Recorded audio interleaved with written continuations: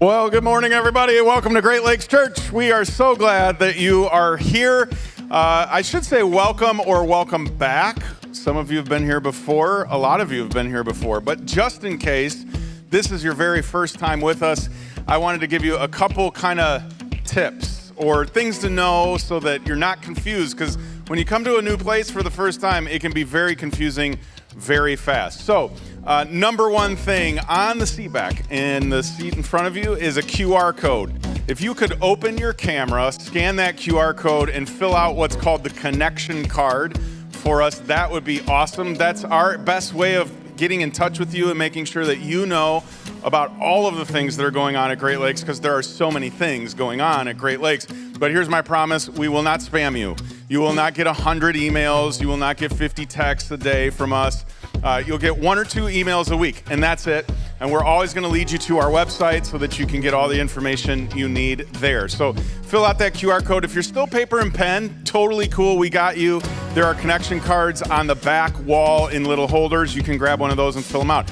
And then if you'll go to the next Sept Center, which is just out in the lobby on the far side of the room, you can stop in there and say, hey, I filled out a connection card. Can I get my free gift? Because who doesn't love a free gift? We have a t-shirt for you. They are awesome. They're super soft, and I wear mine a lot, except that I spilled coffee on it last week. That's okay. I can get another one, I think. I think I can get another one. And then also, last thing, the coffee out in the lobby, free refills. You can have as much of it as you want. And when you need the bathroom, just go out to the lobby, up the ramp. At the top of the ramp are the bathrooms. They're well designated. You cannot miss them. And if you get lost, just find somebody in a blue t-shirt. We'll help you find your way to where you need to be. But we are so glad that you're here. We're going to kick things off with a really fun song with our band. So will you welcome the band? We'll get started.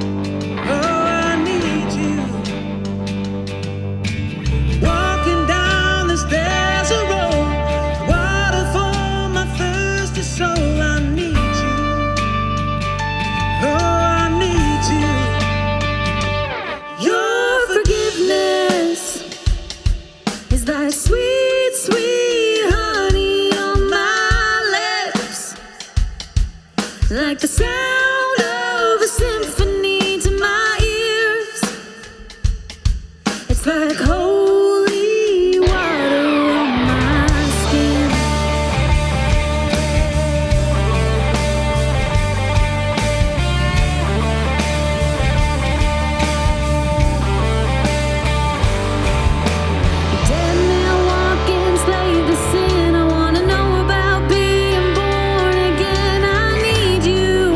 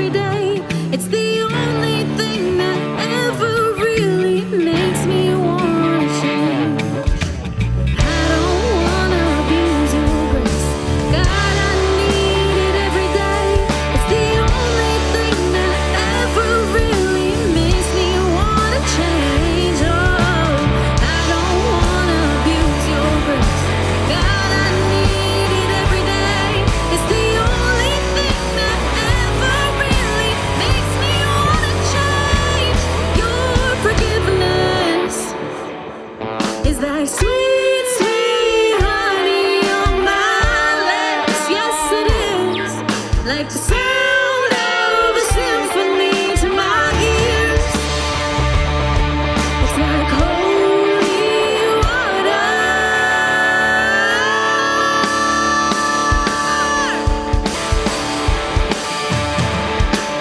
Your forgiveness is like sweet, sweet honey on my lips, like the sound of a symphony to my ears. It's like holy water on my skin. It's like holy water on my skin. Yeah, it's like holy water.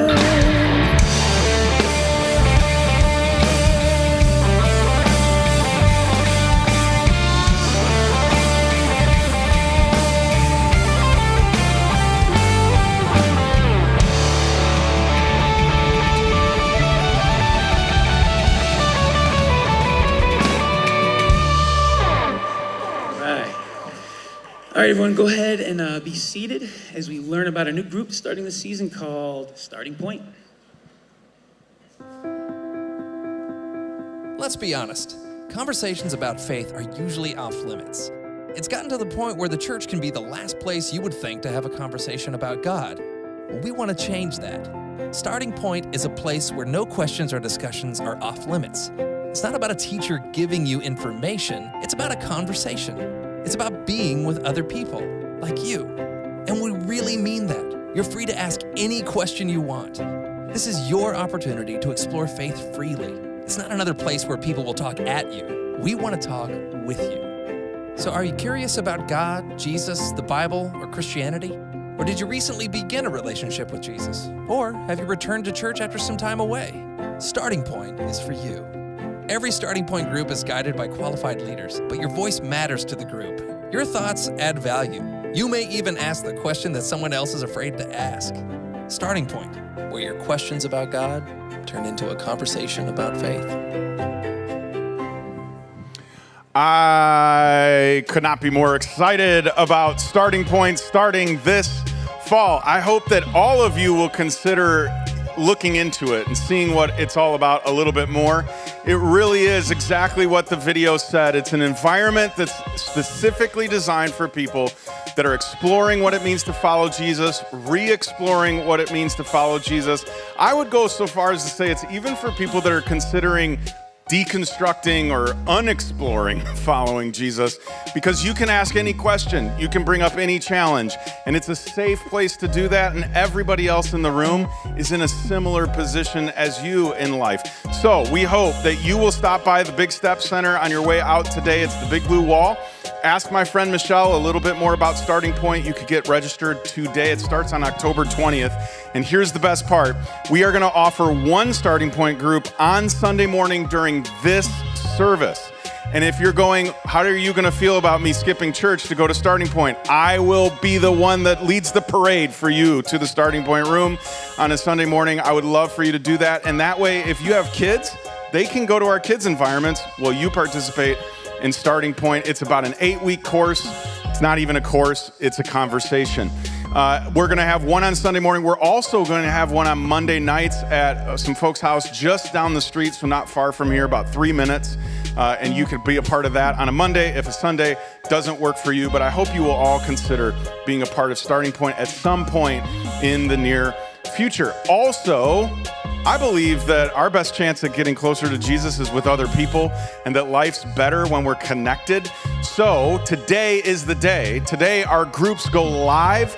You can sign up to join a community group, whether you're interested in just getting connected with some other people or growing in your relationship with Jesus. There is a group for you. Whether you're a guy, a girl, married, single, young professional, anywhere you're at in life, we've got a group that's specifically for you, and it's probably in your neighborhood.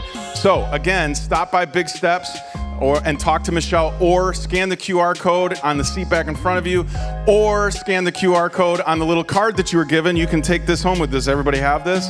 Yes? You already put it in the bottom of your purse or in your wallet, didn't you? It's okay. You'll have it later. Scan that. Sign up for a group. I promise it'll be a great way to spend the rest of this calendar year. So make sure you do that today. Today, my friend Carson is giving the talk, and I'm so excited about that. And it's not probably because of the reasons you think. You probably think, well, you love it because then you don't have to give the talk. But I love it because Carson always teaches me something every time he gives the talk, and he always does it with so much more gusto than I have left in the tank. So you will love what he has to say. I think it'll be encouraging and inspiring to you this morning. We are going to split our auditoriums off. So if you're over in East, we will see you in a little bit. Rachel's going to tell you about it's not a new song. It's a song you sung before, but a little bit more about it. And we here in West, we are going to learn a brand new song. Frank and the team and everybody up here is going to teach it to us. And here's what I love about this song. It is a survey of Scripture. Here's what I mean by that. Every verse takes a walk through different parts of the story of God, who he is and who he's been to the people that he loves. You're going to hear about all those people throughout. I had to write them down because there's so many. We're going to be reminded about David and the idea of dancing like David. When the 10 Commandments were brought into the city, he danced because he was so excited that they were honoring God. We're going to have faith like Paul, who was shipwrecked, had stones thrown at him, was put in jail, but he trusted God to keep moving forward. We're going to sing like Silas. Silas was put in prison, and when he sang, the walls of the prison came down and he was freed. We're going to survive a fire in our lives like Shadrach, Meshach, and Abednego. And I know that's probably not on the list of names for your children. But those three guys chose God above worshiping their king. And they were thrown in a fiery furnace for it, and Jesus showed up and stood there with them. We're going to hear about Moses, who was part of the sea parting, and all of Israel walked on dry land. Mary Magdalene, who poured out the entire bottle of perfume on Jesus' feet. Daniel in the lion's den. If you don't know that story, Daniel again chose God over his king and suffered the consequences, only he didn't suffer because God kept the lions' mouths shut. You're going to be reminded of the walls of Jericho when the people marched around the city and the walls came down and God allowed them to conquer it. Over and over again in Scripture, you see people pause after God's done something big and they put a monument in a certain place, and they say, every time we come by this, we're going to remember what God has done for us. And we're going to remember who God is for us. And that's who we're going to worship. In light of all he's done, in light of all of his faithfulness, that's who we will worship. That's why we will worship. So the chorus of this song reminds us, we praise that God. The same God that rescued those people rescues you and I. The same God that walked with those people walks with you and I. That's who we praise.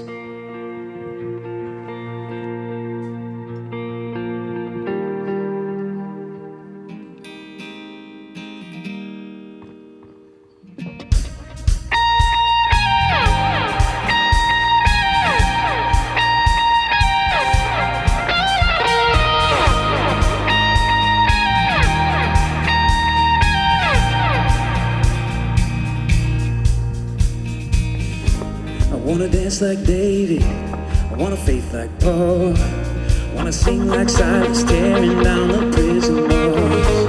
I wanna face that fire, it won't burn me though. God's got my back, Shadrach, Meshach, Abednego. I wanna walk like Moses, right through the waves. One day I see the promised land, no longer slaves. Though the fear is talking, no it can't take out my faith.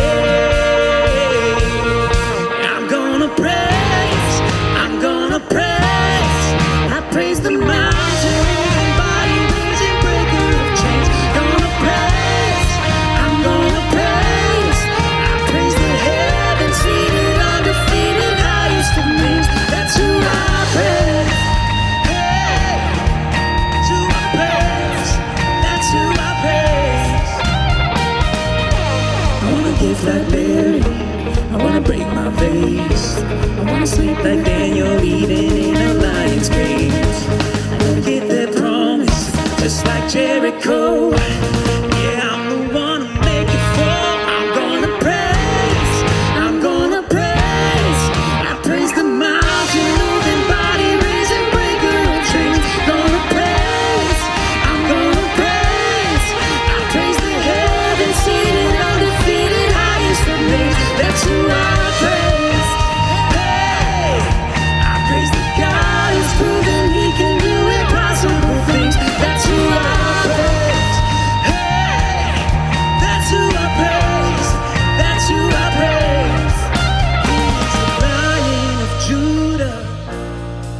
He is the Lamb that was slain, the only one who's worthy, worthy, worthy of all of his names. That's who I praise. He is the risen Messiah. He is the Ancient of Days, the only one who's worthy, worthy, worthy of all of his names. That's who I praise. I'm gonna praise. I praise the mountain, the mighty waves and breaker of chains. Gonna praise. I'm gonna praise. I praise the heavens seated on their feet and highest of names. That's who I praise. Hey, I praise the God who's proven he can do impossible things. That's who I praise. Hey, that's who I praise. That's who I praise.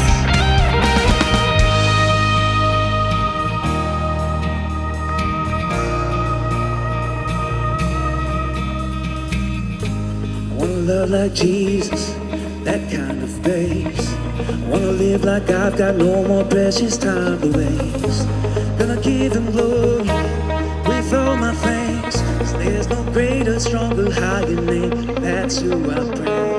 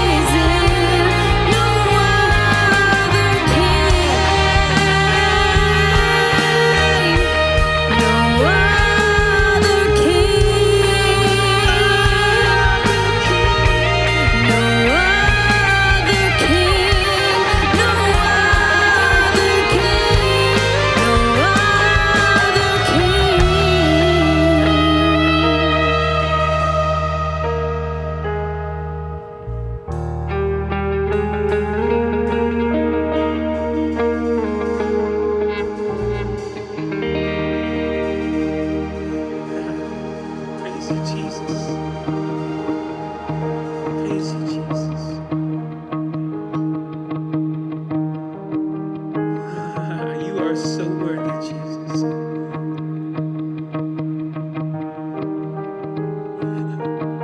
And of this, I am convinced that there is no greater love.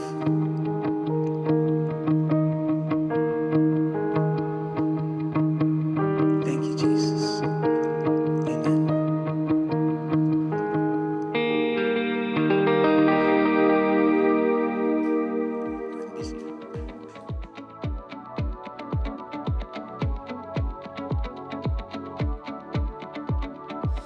What if we walked into the airport and bought a ticket at the counter and just flew?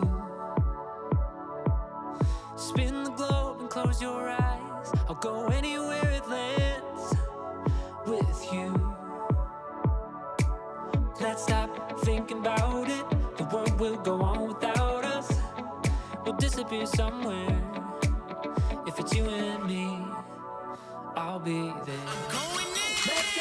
You know I can do what I want. Haters on me to follow, but I won't. Haters on me to slip, but I don't. Stop trying to come copy mine, get your own. Yeah, know I can do what I want. Haters on me to follow, but I won't. Haters on me to slip, but I don't. Stop trying to come copy mine, get your own. Yeah, you know I can do what I want. Haters on me to follow, but I won't. Haters on me to slip, but I don't. Stop trying to come copy mine, get your own. Yeah, know I can do what I want. Haters on me to follow, but I won't. Yeah.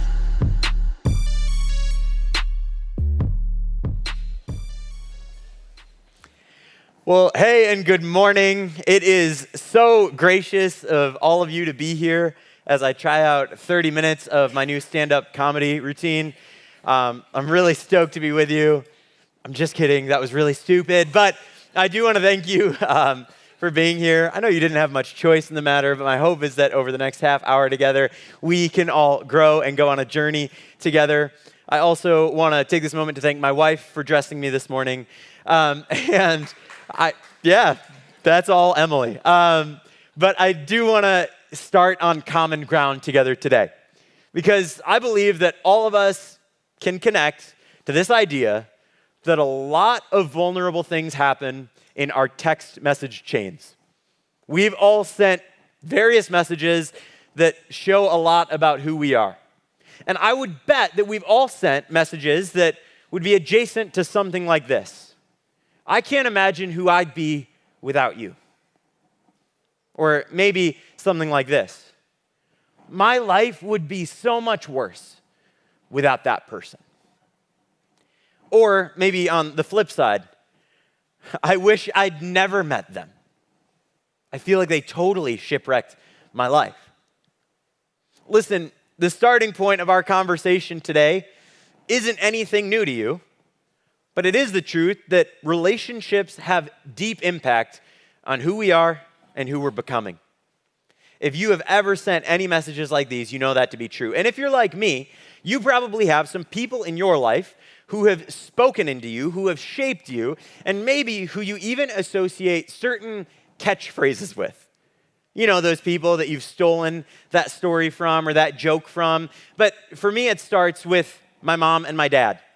Now, the coolest thing about this catchphrase, I'll share in a second, they'd always say, buddy, buddy, buddy, things look better in the morning. When I was in high school and had that pop quiz the next day that I was certain I was going to get a 0 on, or the girl that I needed to ask to prom, things that probably didn't matter in the long run but caused me to gnaw all of my fingernails off and stay up at night, they'd say, hey, in the morning, it'll look better. And guess what? When I'd wake up, the world would still be spinning and the sun would still have risen. And it usually did look a little bit better. But the best thing about this sentiment is I called my parents this week and I told them, like, hey, I'm really anxious about this whole talk. I called my dad last night. You know what he said to me? Things are going to look better in the morning. Now, maybe you had a friend, a really old friend.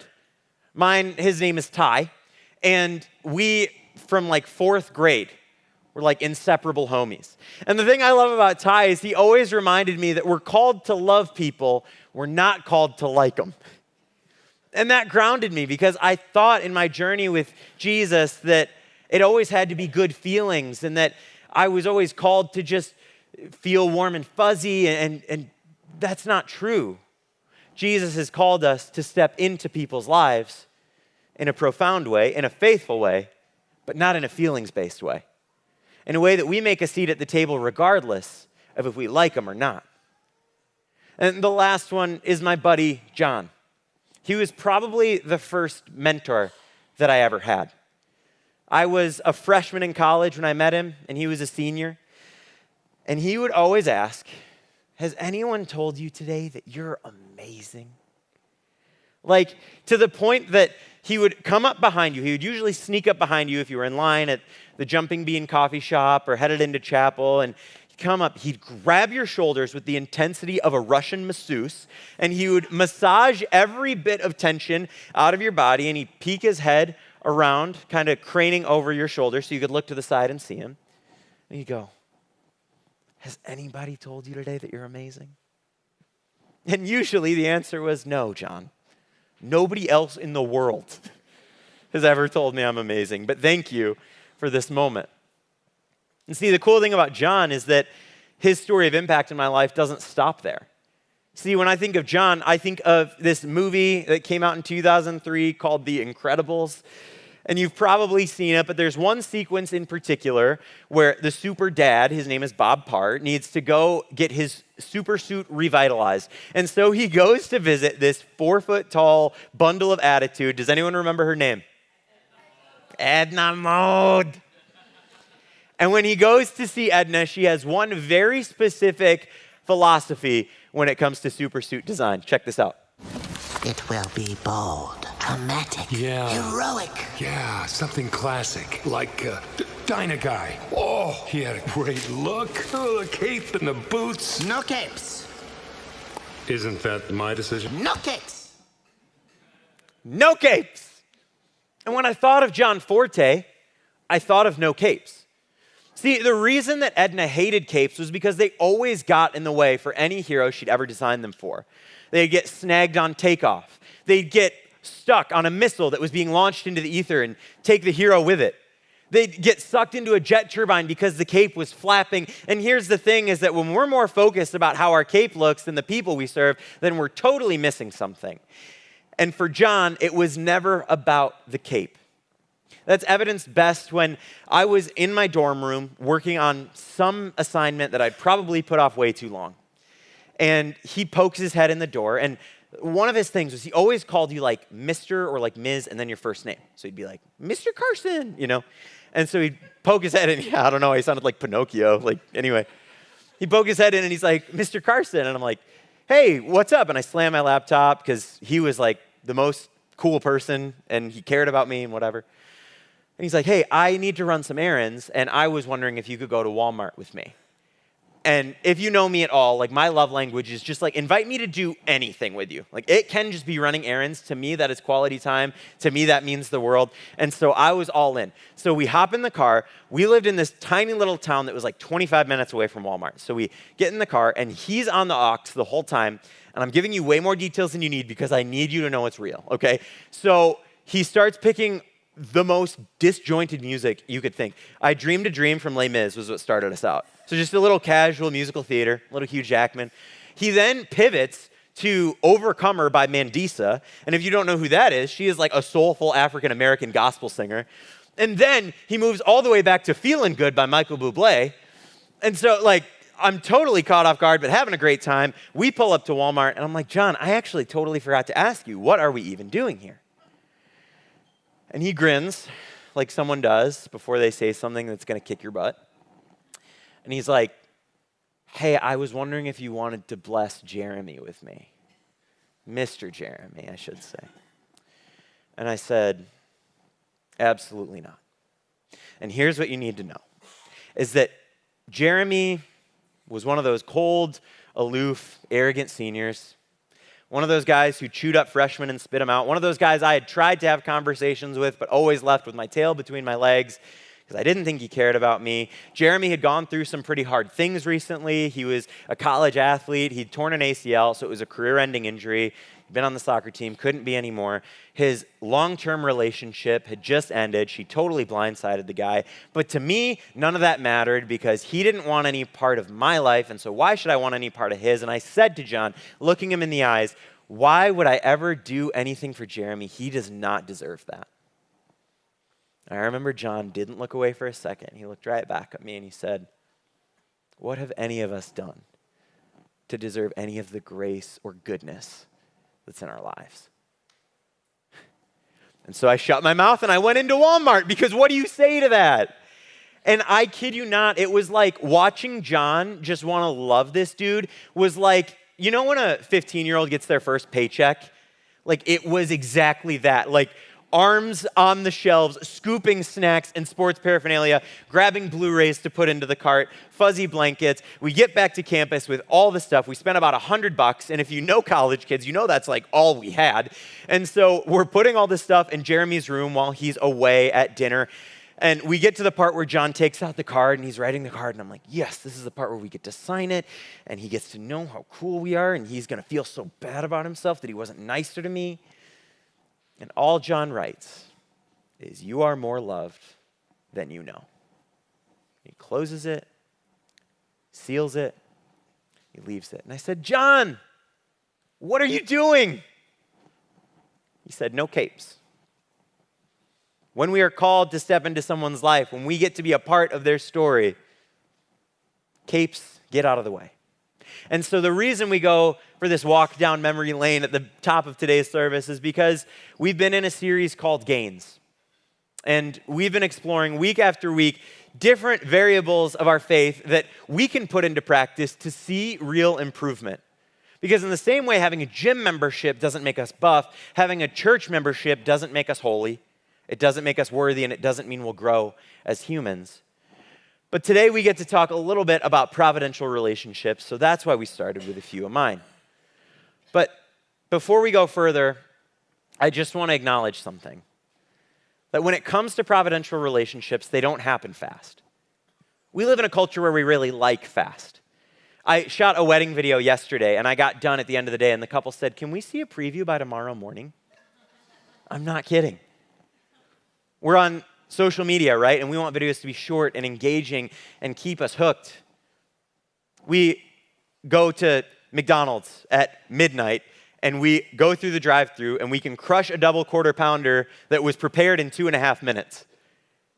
But it's not as good as going to the Hobnob with some really good friends and sharing 4 courses over 2.5 hours.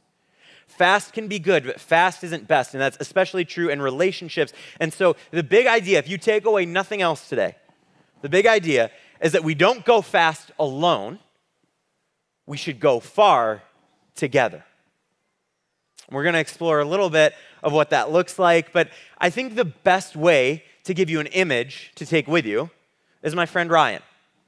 And Ryan is on the left of this image. He is what is called a pace setter. So to begin with, Ryan runs marathons in times that if I told you, you would probably get depressed because you and I are so far from Ryan's capability. But when he's not running for his own personal best, he's running holding a sign. And in this case, 3 hours and 5 minutes. Because the hope is that Ryan sets the pace with a cluster of other pace setters so that anyone who's trying to reach a personal best can keep on track with the crew. That they can push themselves, that they can see when they're weary and exhausted and it would be easier to walk, that they just got to keep moving because the rest of the group is moving. This is one of those really ideal applications of the idea where they get to go fast and they get to go far, but they only can go fast because they focused on going together first. When we focus on going together, sometimes we get immeasurably more than we could have asked or imagined. So one more time, if you take away nothing else, don't go fast alone, go far together. Now, we're about to get into the part where you're like, is this guy ever going to crack open a Bible? Yes. But it's hard sometimes when you're giving a talk to find the perfect scripture. I mean, kudos to Josh, because you're doing a book report on the same book every single week, right? And you want to find the passage that blows somebody's mind. You want to find the passage that someone goes, wow, I'd never thought about it like that before. And so today, when I was thinking about doing life together, I wanted some profound Paul and Barnabas or Ruth and Naomi or you name it. But I actually found a passage that I call Jesus adjacent. It's a story that Jesus gets to be a part of, but he's not our main focus. And it all starts in the Gospel of John. This is one of the books that was written about Jesus' life, but we quickly see the onus shift. So it says, the next day, Jesus decided to leave for Galilee. He finds a guy named Philip, and he says to him, "Follow me." Philip, like Andrew and Peter, was from the town of Bethsaida. Philip found Nathanael and told him, "We have found the one Moses wrote about in the law, and about whom the prophets also wrote, Jesus of Nazareth, son of Joseph." Nazareth? Can anything good come from there? Nathanael asked. "Come and see," said Philip. And anyone who says the Bible isn't relatable, I love this story because of how deeply human it is. So first, put yourself in Philip's shoes. He's kicking around town, probably a nobody, sees this teacher who is super compelling, has this message that these people have been talking about for hundreds of years, this prophecy wrote of, and suddenly this guy's here, and he doesn't look like Philip thought, but he's inviting Philip, this nobody, to be a part of something, and so Philip gets stoked. And then what I love is Philip does exactly what I would do, which is he goes and runs and tells his best friend right away. He's like, Nathanael, the guy is here. The prophets wrote 400 years ago, and he's here, and he's a teacher, and he's a carpenter, and he's from Nazareth.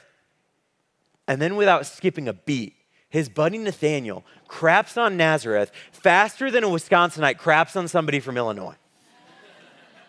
Seriously, dude, it is bonkers, like doesn't miss a beat. And then, in the meantime, Philip goes, "You should come and see anyway." Right? He could have been so discouraged that Nathanael shut him down right out the gate. But he says, "Come and see. Come be a part of it anyway." And if you watch the show The Chosen, it's a modern adaptation kind of our Bible. It's done with this really high production value. And we can see some of these experiences through history brought to life. And there's this moment in the show personified. I want you to check it out. Can anything good come out of Nazareth? Come and see. Oh, little dump on a craggy hilltop. I'm serious. No paved roads, no public buildings. They barely have a synagogue. You can't. You really can't. Hey, I'm just telling it like it is. Why can't I do that? Because you're mean. The families. Illiterate day laborers and peasants, by the way. Sleep under the same roof as their livestock. Listen to me. Honestly, Philip, saying the one is a Nazarene is practically heresy. Just come and see. Just come and see. You may have been lucky enough to have a Ty or a John or a Jessica in your life. But maybe you're Nathanael. You're on the brink of something that God is calling you to. Or maybe you're a Philip and you're called to invite somebody else. And we'll come back to that in a little bit. But the reason that I can resonate with this story so much is because I was Nathanael. See, 5 years ago now, which is crazy to think, I was coming home from Taylor University up to Beloit, passing through Kenosha to see my sister. And I was staying the night here, and it was Saturday night, and my sister goes, "Hey, tomorrow is Sunday, and I found this church. And it's really kind of weird. It's like not like any church I've ever been to. But you should come to this church." So I show up on a Sunday, and I hear a great talk, and I hear great music.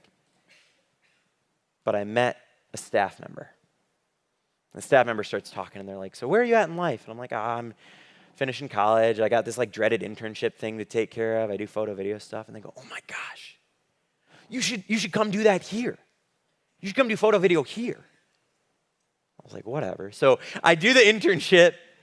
They give me a microphone, which is crazy because I was 20 and had like nothing worthwhile to say. Probably still don't have anything good to say. But then I serve there. I go back to school. I start looking at jobs in Indianapolis and Fort Wayne at startups because I always thought I should do that. And then something in me was like, but the people, but Great Lakes. So I called Justin, the staffer, and I'm like, "Hey man, make me an offer, anything. I'll come do it." So he makes me an offer. I come back. I work here. I move to Kenosha. I'm all by myself. I know a couple great people at Great Lakes. I need people my age. So I join a young adults group. I meet a ton of people. I make like core memories with these people. I laugh harder than I've ever laughed. We have meaningful conversations. It just so happens that in that group, I get to meet a girl. The girl is really cool. We're hanging out. We get married. We then have a wedding. We invite all of the Great Lakes people who have spoken to our story to our wedding. And this, the coolest part, is just like half of what it is today because it's been 2 years. That group grows. We know more people that have spoken to our story because of a couple come and sees. So what would it look like if you said yes to a come and see? I tell this story because the moral is if you join a group at Great Lakes Church, you too can get married. I'm always worried that's not going to get laughs. Don't join a group to get married. You'll be a weirdo, and everyone will think you're a weirdo. But you can make a ton of friends. You can have unbelievable ripples of transformation happen in your life. And see, the coolest part of the Philip and Nathaniel story, we haven't even gotten to yet because we go back to the story, and Nathaniel does say, he's like, you know what? All right, I'll humor you. I'll go, Philip. Let's go see this guy who I don't think is worth anything or has anything good to say. And when Jesus saw Nathanael approach, he said of him, "Here truly is an Israelite in whom there is no deceit." And I kind of laugh at this because I feel like Jesus probably knew. He's like all-knowing, so he probably knew Nathanael was like talking smack 5 minutes ago. But he's like, "Here truly is an Israelite in whom there is no deceit." "How do you know me?" Nathanael asked. And Jesus answered, "I saw you while you were still under the fig tree before Philip called you." Then Nathanael declared, "Rabbi, you are the Son of God. You are the King of Israel." And Jesus said, "You believe because I told you I saw you under the fig tree? You will see far greater things than that." All it took was Nathanael to see it through, to approach and be transformed. But it took a Philip to invite him. And the coolest part of it all is that Jesus knew him before they ever even had a clue. Jesus had invited both of them. He empowered Philip to invite a friend. He gave Nathanael the courage to step in to what is unknown. And so two guys who otherwise in history had no influence and nobody paid attention to them and they had no credentials and no qualifications and especially no capes, became a part of the biggest movement in all of history. And so when you think about your place in this story, I have to ask you a hard question. When was the last time you did something that challenged you in your faith? When was the last time you were a Philip and invited somebody else? When was the last time you were a Nathanael who just showed up even though everything in you was fighting it? Because over the last couple weeks, we've been showing you these action steps we can take as a church. I'm going to have one for you today. It's going to require you to say yes. But before I do, I need to address the skeptic in the room who's going, "It's fine. I don't need to do any of it because I don't even believe in this whole thing." I've got bad news. The Bible and its principles are true regardless of if you believe Jesus is who he said he was or not. I mean, look at Proverbs. "Walk with the wise and become wise. For a companion of fools suffers harm." I'm guessing we've both played with the part of companions who are wise and companions who are fools. We probably know how both of those ended. What about this one? "Do not be misled. Bad company corrupts good character." We've all made some decisions with a group of people that we shouldn't have been with, probably at an ungodly hour that was ethically gray. We've all played with fire. So regardless of who you are, you should be asking yourself the question of so what and what now? That's really good. I mean, when you walk back through the series, if you've missed it, definitely go catch up because this is a bird's eye view. Week 1, we talked about filters for practical teaching. What do I need to know? What do I need to do with it? Why do I need to know this? And what do I need to do? Like, Week 2, we talked about practical disciplines. What does it look like to go somewhere, just us and God, to just connect with him, to make a habit of it, a rhythm. We had this week of devotionals online, and if you missed those, you can catch them at greatlakechurch.com/devotion. Last week, we talked about our personal ministry and how what we've got is more than what we're not. And so we had communion together. We thanked God for all that he is and how he fills in the gaps of what we're not. And then this week, the big reveal is that we're called to be in these relationships. We're called to take the next step. And so today, you're being invited to join groups here at Great Lakes Church. And I know some of you are groaning at the idea. Let me ask you this. Could it be your Nathaniel moment? Could it be an opportunity to just come and see? Now a group is 8 weeks, less than 2 months. If you commit to a group, if you show up week after week, if you walk out the other side 2 months from now with one person who you feel like cares about you, one person who you know their story, and you pray for them, and you walk through life together, would it be worth it? I know my answer. I can't tell you what your answer would be. But I do have to call out something hard, and that is like the only way that this Jesus thing gets more real is if it stops being a Sunday motivational speech. Jesus is so much more than 1 hour on a Sunday. He's so much more than the emotions we feel in this room. He is, as you hear Josh say time and time again, the best chance we have at getting closer to him is often through the people that he made. And so, what would it look like to take a step today? And if you eat, sleep, and breathe groups, maybe like you're supposed to be a Philip in somebody else's story.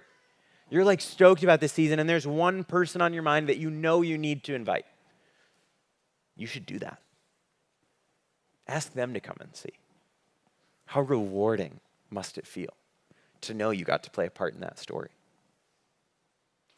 Now, I'm winding down, I promise, but I have to finish with one more story. When I was a college kid trying to make money, I gave tours of Taylor's campus.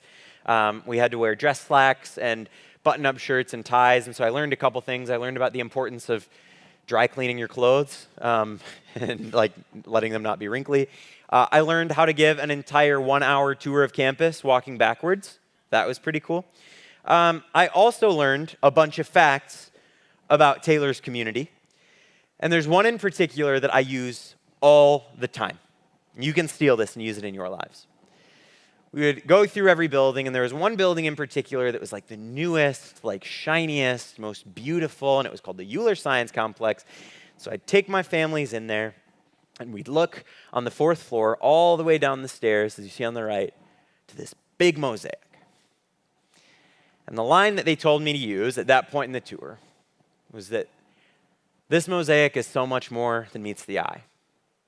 Because you'll see it's comprised of a ton of pieces, specifically 2,500 unique and individual tiles. None is like the next. Designed by an artist with intention in mind, we believe that the mosaic at the center of the Euler Science Complex should embody Taylor's campus. 2,500 unique and individual pieces. The Taylor community is 2,500 people comprised of students, faculty, and staff, each unique and individual, designed by an artist with intention. And let me tell you that each of you are a part of the mosaic. You are your own person. And you have a story to tell. And you over in East can make tremendous impact in somebody's life. And you might be a part of a story that has the best plot twist ever, and you just have to step into it. It is only when we all come together that we make a complete picture.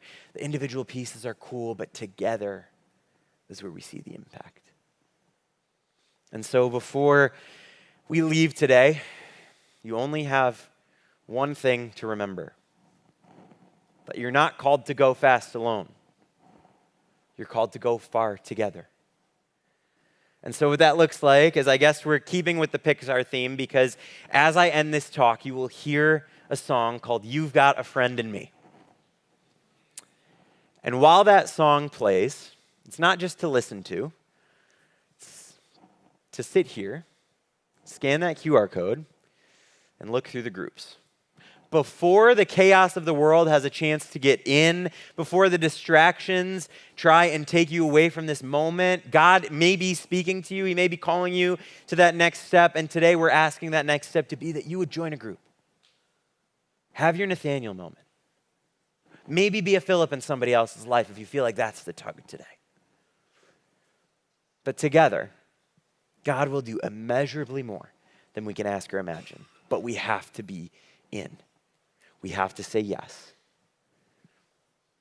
And I believe that y'all will rise to the occasion. So when I'm done, I'll pray. You'll hear that song. Go ahead and linger. Check out those groups. And thanks so much for hanging out with us. Let me pray. Jesus, I love that you knew Philip and Nathaniel before they even came to you. That you saw them and you integrated them to your story. You gave them great responsibility. They were part of a tribe of 12 that changed history. And God, you've kind of got that same thing with us. You've invited us to be a part of something. You knew us before we ever knew you. And I believe that today is a starting point of deep transformation for many people. That there will be many, hopefully, who look back on this day and say, yeah, that day I joined a group, that was the day that it all started. God began this transformation in my life. Lord, I'm so thankful for what you've done. And that we don't need capes to be a part of it. We just need to follow you, to delight in you. And Lord, I pray that if there's anything today that you had, that it would stick in an unshakable way. And if there was anything that was not meant for this community, God, would it fall before they even exit the door? Would you be glorified? Would you be made more of in this place? We thank you, Jesus, for this life and for the part you've asked us to play in it. And in your precious name, amen. We love you guys. Sign up for a group and watch. Love you.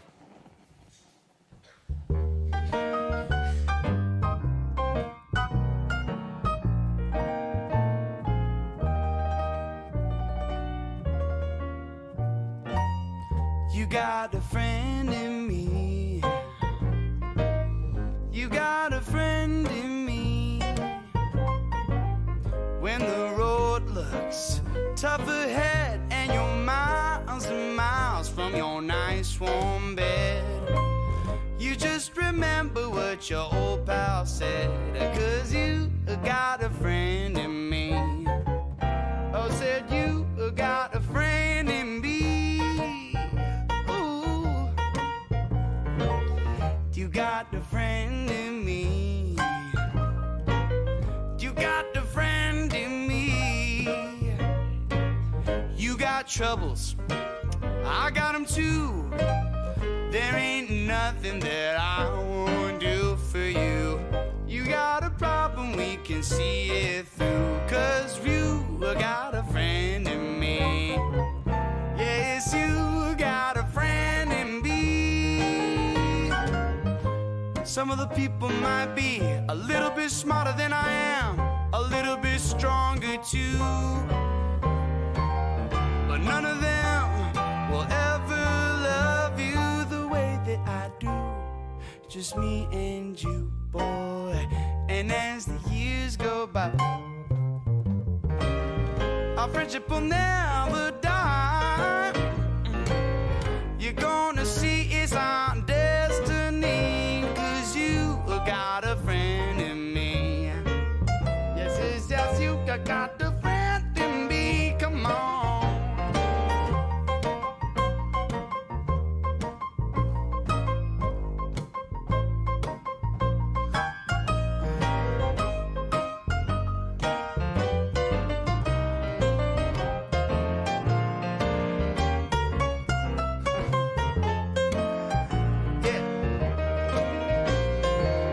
Some other folks might be a little bit smarter than I am, a little bit stronger too, but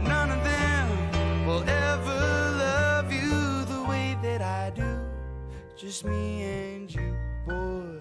And as the years go by,